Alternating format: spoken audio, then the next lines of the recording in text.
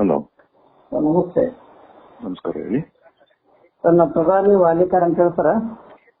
ಹೇಳಿ ಸರ್. ಮಾನವ ಹಕ್ಕುಗಳ ಸಂರಕ್ಷಣಾ ಸಂಸ್ಥೆ ವಿಜಯಪುರ ಜಿಲ್ಲಾಧ್ಯಕ್ಷ ಸರ್. ನಮಸ್ಕಾರ, ಹೇಳಿ ಸರ್. ಸರ್ ತಮ್ಮ ಭೇಟಿಗಾಗಿ ಮೊನ್ನೆ ಬಂದಿದ್ದು ಸರ್. ತಮಗೇನೋ ಹುಷಾರಿಲ್ಲ ಅಂತ ಹೇಳಿದ್ರು ಸರ್. ಹಾಂ ಸರ್.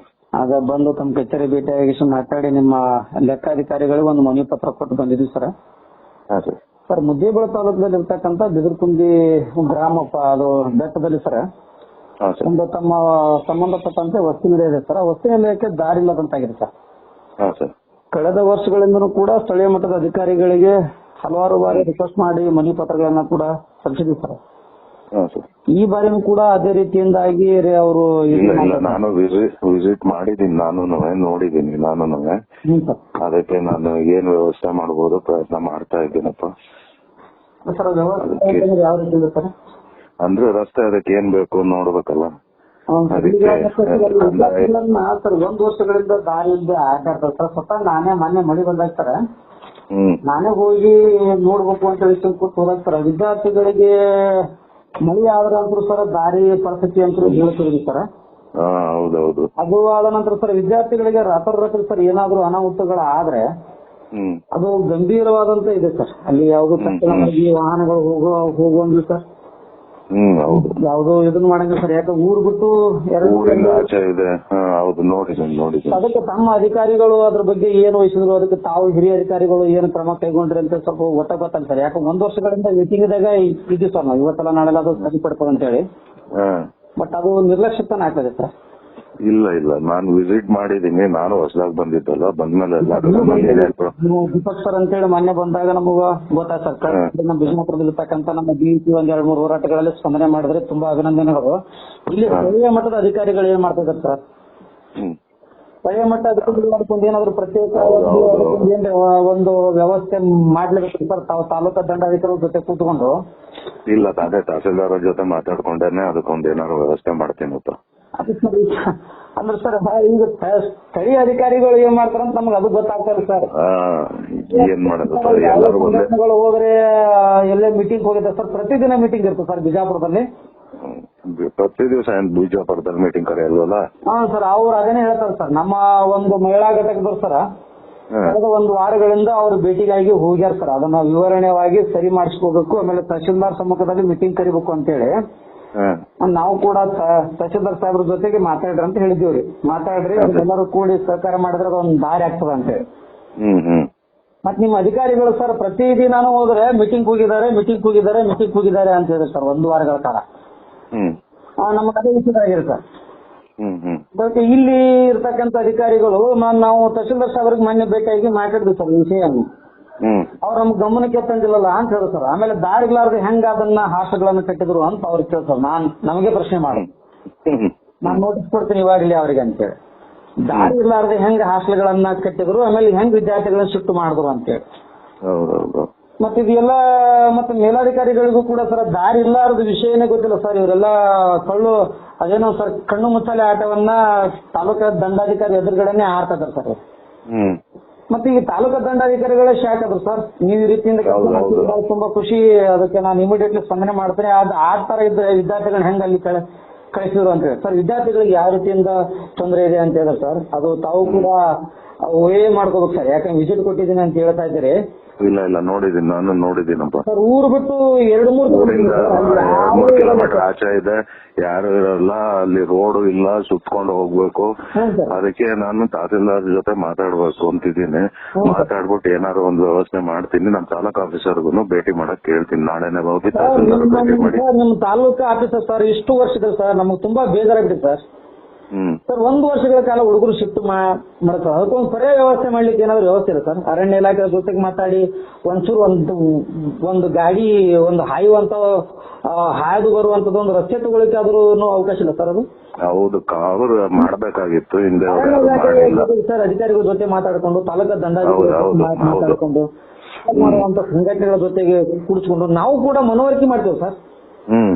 ವಿದ್ಯಾರ್ಥಿಗಳು ದೇಶದ ನಾಯಕರು ಅಂತೀವಿ ಸರ್. ಎಲ್ಲ ನಂತರ ಸ್ಥಳೀಯ ಮಟ್ಟದ ಅಧಿಕಾರಿಗಳು ಇಷ್ಟು ನಿರ್ಲಕ್ಷ್ಯತನ ಅಂತಂದ್ರೆ ಏನ್ ಸರ್? ಇಲ್ಲ ಸರ್, ತಮ್ಮನ್ನು ಮಾತಾಡಕ್ ಹೇಳ್ತೀನಿ. ತಮ್ಮ ಜೊತೆನೂ ಕೋಆರ್ಡಿನೇಟ್ ಮಾಡ್ಕೊಂಡು ತಹಸೀಲ್ದಾರನ್ನು ಭೇಟಿ ಮಾಡಿ ಅಂತ ಹೇಳ್ಬಿಟ್ಟು ಹೇಳ್ತೀನಿ. ನಮ್ಮ ಮಹಿಳಾ ಘಟಕ ಪದಾಧಿಕಾರಿಗಳು ಸರ್ ಅವ್ರಿಗೆ ಒಂದು ನ್ಯಾಯ ಕೊಡಿಸ್ಬೇಕು ಅಂತ ಹೇಳಿ ಸತತ 1 ವಾರಗಳ ಕಾಲ ಹೋದ್ರು ಕೂಡ ಸರ್ ಇವ್ರು ಸ್ಪಂದನೆ ಮಾಡ್ತಾ ಇಲ್ಲ ಸರ್. ಆ ವಿಷಯನ ತಮ್ಮ ಗಮನಕ್ಕೆ ತಗೊಂಡ್ಬಂದು ಸರ್ ಒಂದು ಡೇಟ್ ಕೊಡಿ ತಹಸೀಲ್ದಾರ್ ಸಮ್ಮುಖದಲ್ಲಿ ಮಾತಾಡೋಣ ಅಂತ ಹೇಳಿ ನಿಮ್ಮ ಜೊತೆಗೆ ಬಂದ್ರೆ ಸರ್ ನಾವು ಅವತ್ತು ಇರ್ಲಿಲ್ಲ, ಮನವಿ ಪತ್ರ ಕೊಟ್ಟು ಬಂದ್ವಿ ಸರ್. ಆಮೇಲೆ ಸಾರ್ವಜನಿಕರದ್ದು ಆರೋಪ ಇದೆ ಸರ್, ಒಟ್ಟ ಸಿಗಲ್ಲ ಅಂತ ಸರ್. ಸಾರ್ವಜನಿಕರ ಹತ್ರ ಸರ್ ಒಟ್ಟ ಸಿಗಲ್ಲ, ಬೆಳಗ್ಗೆ ಬಂದ ಅದೇನು ಹಾಜರಿ ಆಗ್ತಾರೋ ಹಂಗೆ ಹೋಗ್ತಾರ ಸರ್, ಅದು ಗೊತ್ತೇ ಇಲ್ಲ. ಮತ್ತ ರೂಲ್ಸ್ ಗಳನ್ನ ಹೇಳ್ತಾರಂತ ಸರ್ ಸಾರ್ವಜನಿಕರಿಗೆ, ತಾವು ಅದು ರೂಲ್ಸ್ ಗಳನ್ನ ಪಾಲನೆ ಮಾಡ್ತಾ ಇಲ್ಲ. ಯಾವುದೇ ಕಚೇರಿಗೆ ಮೀಟಿಂಗ್ ಹೋಗ್ಬೇಕಾದ್ರೆ ಸೂಚನಾ ಫಲಕದಲ್ಲಿ ಸಾರ್ವಜನಿಕರು ನೋಡುವಂಗ ಸರ್ ಹೇಳಿದ್ರೆ ನಿಯಮಗಳನ್ನು ಪಾಲನೆ ಮಾಡಕ್ ಆಗಲ್ಲ. ಅವೆಲ್ಲ ಬಹಳ ಕಷ್ಟ ಇದೆ ಸರ್. ನಾವೆಲ್ಲ ದಿನನಿತ್ಯ ನಾವು ಪೀಳಿಗೆ ಅಂದ್ಮೇಲೆ ಅದನ್ನೆಲ್ಲ ಓದ್ಕೊಳ್ಬೇಕಾಗುತ್ತೆ ಸರ್. KCS ಎಲ್ಲ ಓದ್ಕೊಂಡಿದೀವಿ. ನಿಮ್ಮ ಮೇಡಮ್ ಅವರು ಸರ್ ಸರಿಯಾಗಿ ರೆಸ್ಪಾನ್ಸಿಬಲ್ ಮಾಡೋದು ಸರ್, ಫೋನ್ಗಳನ್ನ ರಿಸೀವ್ ಮಾಡಲ್ಲ. ತಾವೆಲ್ಲ ಮೇಲಾಧಿಕಾರಿಗಳು ಇದ್ದುಕೊಂಡು ಸಾರ್ವಜನಿಕರ ಸೇವೆನೇ ದೇವರ ಸೇವೆ ಅಂತ ಇದ್ದುಕೊಂಡು ಫೋನ್ಗಳನ್ನ ರೆಸ್ಪಾನ್ಸಿಬಲ್ ಮಾಡ್ತಾರೆ. ಈ ಒಂದು ಮಟ್ಟಕ್ಕಾದ್ರೂ ಬೇಕಲ್ಲ ಸರ್ ಅವರು. ಹೌದೌದು, ಅದನ್ನು ಕೂಡ ಒಂದು ಇದಿಲ್ಲ ಅಂತಂದ್ರೆ ಹೆಂಗೆ ಸರ್? ಇಲ್ಲ, ನಾನು ನೋಟಿಸ್ ಕೊಡ್ತೀನಿ ಬಿಡಿ ಸರ್. ಸರ್ ನೀವು ಆಕ್ಷನ್ ತಗೋಬೇಕ್ರೆ ಅವ್ರ ಮೇಲೆ 1 ವರ್ಷಗಳ ಕಾಲ ನೀವು ಏನು ಮಾಡಿದ್ರಿ ಅಂತ. ಆಯ್ತು ಸರ್.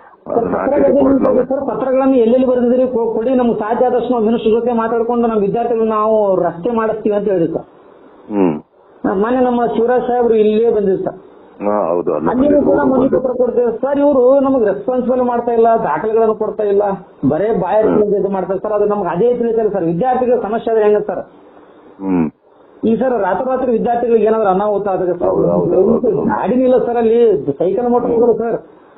ಹೌದು, ಮತ್ತೆ ಅಂತ ವ್ಯವಸ್ಥೆ ಇದೆ ಸರ್. ತಾವು ವಿಸಿಟ್ ಕೊಟ್ಟಿದ್ದೀನಿ ಅಂತಿದ್ರೆ ಮತ್ತೆ ತಾವು ವಿಸಿಟ್ ಕೊಟ್ಟಿದ ಮೇಲೆ ಅವ್ರು ಸ್ವಲ್ಪ ಏನ್ ಆಕ್ಷನ್ ತಗೊಂಡು ಸರ್ ಆ ಅಧಿಕಾರಿಗಳ ಮೇಲೆ? ಇಲ್ಲ, ನಾನು ಅದೇನೆ ರೋಡ್ ಇಲ್ವಲ್ಲ ಹೆಂಗೆ ಏನು ಅಂತ ಹೇಳ್ಬಿಟ್ಟು ಎಲ್ಲ ಕೇಳಿದೀನಿ. ಇಲ್ಲ ಸರ್ ಹೇಳಿದೀವಿ ಅಂತ ಹೇಳ್ತಾರೆ. ಅಲ್ಲಿ ಪಕ್ಕದಲ್ಲಿ ನೋಡಿದ್ರೆ ಜಮೀನ್ ಇದೆ, ಅದು ಬಂದ್ರೆ ಅದು ಇದಿದೆಯಲ್ಲ ಅಂತ ಮದರಸನ ಏನಿದೆಯಲ್ಲ ಪ್ಲಾಟ್ ಇದೆ ಸರ್, ಎಣ್ಣೆ ಪ್ಲಾಟ್ ಇದೆ ಸರ್, ಮುಂದೆ ಅರಣ್ಯ ಪ್ರದೇಶದ ಆ ರೋಡಲ್ಲಿ ಅಲ್ಲಿ ಪಕ್ಕದಿಂದ ಬಂದ್ರೆ ಸ್ವಲ್ಪ ಅನುಕೂಲ ಆಗ್ಬೋದು ಅವ್ರಿಗೆ, ಮಕ್ಳುಗಳ ಹತ್ರ ಆಗತ್ತೆ. ಅವಾಗ ಅದನ್ನ ಕೂತಿ ಮಾತಾಡ್ಬಿಟ್ಟು ಅದು ರೋಡ್ ಇದ್ ಮಾಡಿಸ್ಬೇಕು ಸರ್. ಕ್ರಾಸ್ ಅಂತ ಹಿಡಿದು ನಡೆದುಕೊಂಡು ಹೋಗ್ಬೇಕು ಅಂತಂದ್ರೆ ಹೆಂಗ್ ಸರ್? ನೀವು ಹೆಂಗ್ ವಿಚಾರ ಮಾಡ್ತೀರಾ? ಇಲ್ಲ, ನನ್ಗೇನ್ ಗೊತ್ತಿಲ್ಲ ಸರ್. ನಿಮ್ಗೆ ಬೇಡ ಅನ್ನಲ್ಲ ನಾವು, ಬಸ್ ವ್ಯವಸ್ಥೆ ಮಾಡಿಕೊಡು ಅಂತಂದ್ರೆ ಅದಾಗ್ತಾ ಇಲ್ಲ ಸರ್. ನಾನು KSRTC ಅವ್ರಿಗೆ ನಾನು ಲೆಟರ್ ಬರೀತೀನಿ, ಅಲ್ಲಿ ಸರ್ ಬಸ್ ವ್ಯವಸ್ಥೆ ಅಲ್ಲಿಗೂ ಇದ್ ಮಾಡ್ಕೊಡಿ ಅಂತ ಹೇಳ್ಬಿಟ್ಟು ಅದನ್ನ KSRTC DC ಸರ್ ಜೊತೆ ಮಾತಾಡ್ತೀನಿ ನಾನು. ಮಾನವ ಹಕ್ಕು ಸಂಘಟನೆಗಳಿಗೆ ಸರ್ ಎಷ್ಟು ಕಂಪ್ಲೇಂಟ್ ಬರ್ತಿದೆ ಸರ್ ಗೊತ್ತಾ ಸರ್? ದಾರಿ ಮಾಡಿಸ್ಕೊಡಿ ಸರ್, ದಾರಿ ಮಾಡಿಸ್ಕೊಡಿ ಅಂತೇಳಿ ನಾವು ಲೆಟರ್ಗಳ ತಂದು ನಿಮ್ ಮುಂದೆ ಇಟ್ರೆ ಏನಪ್ಪಾ ಅಂತ ಹಂಗಾಗಿ ಸರ್ ನಾವು ಪರಿಶೀಲನೆ ಮಾಡಿದಾಗ ಸರ್ ವಿಷಯ ಗೊತ್ತಾಗಿರೋದು. ಮತ್ತೆ ಸರ್ ಇವ್ರು 1 ವರ್ಷಗಳ ಹಿಂದನೇ ಹೇಳಿದ್ವಿ ಸರ್. ಇವ್ರು ಮಾಡ್ಕೊಳ್ಳಿ ಮೇಡಮ್, ನಾಳೆ ಏನಾದ್ರು ಹುಡುಗರಿಗೆ ಅನಾಹುತ ಆದ್ರೆ ಕಚೇರಿ ಹಾಕಿ ನೋಡಿ, ಅದು ಸರಿ ಇರಲ್ಲ ಅಂತೇಳಿ. ವಿದ್ಯಾರ್ಥಿಗಳು ನಿಮ್ ಮಕ್ಕಳು ಆದ್ರೆ ಅಟ್ಟೆ, ಯಾರ ಮಕ್ಕಳು ಆದ್ರೆ ಅಟ್ಟೆ ಅಂತ ಹಲವಾರು ತಿಳಿದಿದೆ ಸರ್. ಮತ್ತೆ ಒಂದು ಕೇರ್ಲೆಸ್ ಮಾಡ್ತಾರೆ ಸರ್. ತಾಲೂಕು ದಂಡಾಧಿಕಾರಿಗಳ ಜೊತೆ ಮಾಡ್ತಾರೆ, ಸಂಬಂಧಪಟ್ಟಂತ ಜಮೀನ್ದವ್ರ ಜೊತೆ ಮಾತಾಡ್ತಾ ಇಲ್ಲ. ಮತ್ತೆ ವಿದ್ಯಾರ್ಥಿಗಳನ್ನ ಹೇಗೆ ಶಿಫ್ಟ್ ಮಾಡಿದ್ರು ಅಂತ ಸರ್ ತಮ್ಮ ಅನುಮತಿ ತಗೊಂಡ್ರ ಸರ್? ಇಲ್ಲ, ನಾನು ಇತ್ತಿಲ್ಲಪ್ಪ, ನಾನು ಬರಕ್ ಮೊದ್ಲೇನೆ ಅವರೆಲ್ಲ ಶಿಫ್ಟ್ ಮಾಡಿದ್ದು ಒಂದು. ಅದಕ್ಕೆ ನೋಡಿ ಸರ್, ಅದನ್ನ ಯಾಕೆ ತಮ್ಮ ಗಮನಕ್ಕೆ ತಗೊಂಡ್ಬಂದ್ವಿ ಸರ್. ಇಲ್ಲ, ಒಂದ್ ಸ್ವಲ್ಪ ಟೈಮ್ ಕೊಡಿ, ನಾನು ಅದೇನಿದೆ ಸೆಪರೇಟ್ ಮಾಡಿಸ್ತೇನೆ. ಯಾಕಂದ್ರೆ ಸರ್ ಹೊಸ ಬ್ಯಾಚ್ ಬರ್ತಾ ಇದೆ ಸರ್ ಇದಕ್ಕೆ. ಹೊಸ ಬ್ಯಾಚ್ ಬರೋಟಿಗೆ ಆಗ್ಬೇಕು ಸರ್ ಅದು. ಸರಿ. ಅದು ಆಗದೆ ಇದ್ರು ಸರ್ ನೋಡಿ ಸರ್, ಯಾಕಂದ್ರೆ ಈಗ ವಿದ್ಯಾರ್ಥಿಗಳಿಗೆ ದಾರಿ ಇಲ್ಲ, 1 ವರ್ಷಕ್ಕಿಂತ ಆ ತರ ಆಗಿದ್ರು ಸರ್. ಹೊಸ ಬ್ಯಾಚಿಗೂ ಆ ತರ ಆಗ್ಬಾರ್ದಂತ ಸರ್. ಯಾಕಂದ್ರೆ ನಾವು ಮನೇನು ಹೇಳಿದ್ವಿ ಸರ್, ಉಗ್ರ ಪ್ರತಿಭಟನೆ ನಿಮ್ಮ ಕಚೇರಿ ಮುಂದೆ ಸರ್ ರಸ್ತೆ ಆಗುವವರೆಗೂ ಹೇಳಂಗಿಲ್ಲ ಅಂತ ಹೇಳಿ ಅದನ್ನ ಮಾಡ್ಕೊಳ್ಬೇಡಿ ಅಂತ. ಇಲ್ಲ, ಹೇಳ್ತೀನಿ. ಇಮಿಡಿಯೇಟ್ಲಿ ಸರ್ ನಾಳೆನೇ ಆಕ್ಷನ್ ತಗೊಳ್ಳಿ ಹೇಳಿ ಸರ್ ಅವ್ರಿಗೆ. ಅವ್ರ ಮೇಲೆ ಒಂದು ನೋಟಿಸ್ ಸರ್ ಏನ್ ಮಾಡ್ತಾರೆ ನೋಡಿ ಸರ್. ನಾಳೆ ಭೇಟಿಗಾಗಿ ನಾವೆಲ್ಲ ಬರ್ತಾ ಇದೀವಿ ಸರ್. ಒಬ್ರು ಬಂದ್ರೆ ಸಾಕು, ದಯವಿಟ್ಟು ದಂಡ ಎಲ್ಲರೂ ಬರಕ್ ಹೋಗ್ಬೇಡಿ. ನೀವು ಅವರೆಲ್ಲ ನಮ್ಮ ಪದಾಧಿಕಾರಿಗಳು ಅವ್ರಂದ್ರು ಸರ್ ಇಲ್ಲ ಸರ್ ಭೇಟಿಯಾಗಿಲ್ಲ, ಒಂದ್ ಸ್ವಲ್ಪ ಮೀಟ್ ಆಗ್ಬೇಕು ಅಂತಂದ್ರೆ ಸರ್. ನೀವು ಒಬ್ರು ಬನ್ನಿ, ತೊಂದ್ರೆ ಇಲ್ಲ, ಜಾಸ್ತಿ ಜನ ಏನ್ ಬೇಡ ಪಾಪ. ನಾವೊಂದ್ 20 ಜನ ಇದೆ ಸರ್. 20 ಜನದಲ್ಲಿ ಒಂದ್ 10 ಜನ ನಾಳೆ ಬುದ್ಧಿ ಒಳಗ್ ಬರ್ತದೆ ಸರ್. ಮತ್ತೆ ಆ ಜಾಗ ಇನ್ನೊಂದ್ಸಲ GPS ಮಾಡ್ಕೊಂಡು ಪತ್ರಿಕೆದಲ್ಲಿ ಒಂದೇನೋ ಒಂದು ಸ್ಟೇಟ್ಮೆಂಟ್ ಕೊಡ್ಬೇಕು ಅಂತ ವಿಚಾರ ಇದೆ ಸರ್. ಪತ್ರಿಕೆ ಬೇಡ ಅಧಿಕಾರಿಗಳು ಸ್ಪಂದನೆ ಮಾಡ್ತಾ ಇಲ್ಲ ಸರ್ ಅದಕ್ಕೆ. ಅವ್ರು ನಮ್ಮವ್ರಿಗೆ ಬೇಡ, ನನ್ಗೀಗ ಗಮನ ತಂದಿದ್ದೀರಾ ಅಲ್ವಾ?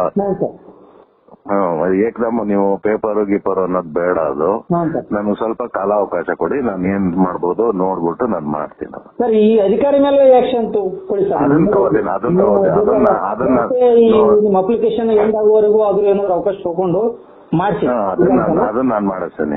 ಬಟ್ ಇವ್ರ ಮೇಲೆ ಆಕ್ಷನ್ ಅದನ್ನ ಅವ್ರ ಮೇಲೆ ಆಕ್ಷನ್ ನಾನು ರಿಪೋರ್ಟ್ ಮಾಡ್ತೀನಿ. ದಾರಿ ಇಲ್ಲಾದ್ರೆ ಹೆಂಗ್ ನೀವು ವಿದ್ಯಾರ್ಥಿಗಳನ್ನ ಶಿಕ್ಷಣ ಮಾಡಿದ್ರೆ ಅಂತ ಹೇಳಿ ಅದನ್ನ ನಾನು ನೋಟಿಸ್ ಕೊಟ್ಬಿಟ್ಟು ರಿಪ್ಲೈ ತಗೊಂಡು ನಾನು ಕಮಿಷನರ್ ರಿಪೋರ್ಟ್ ಮಾಡ್ತೀನಿ ಅದನ್ನ. ಯಾಕೆ ಸರ್? ಓಕೆ ಸರ್, ಧನ್ಯವಾದಗಳು.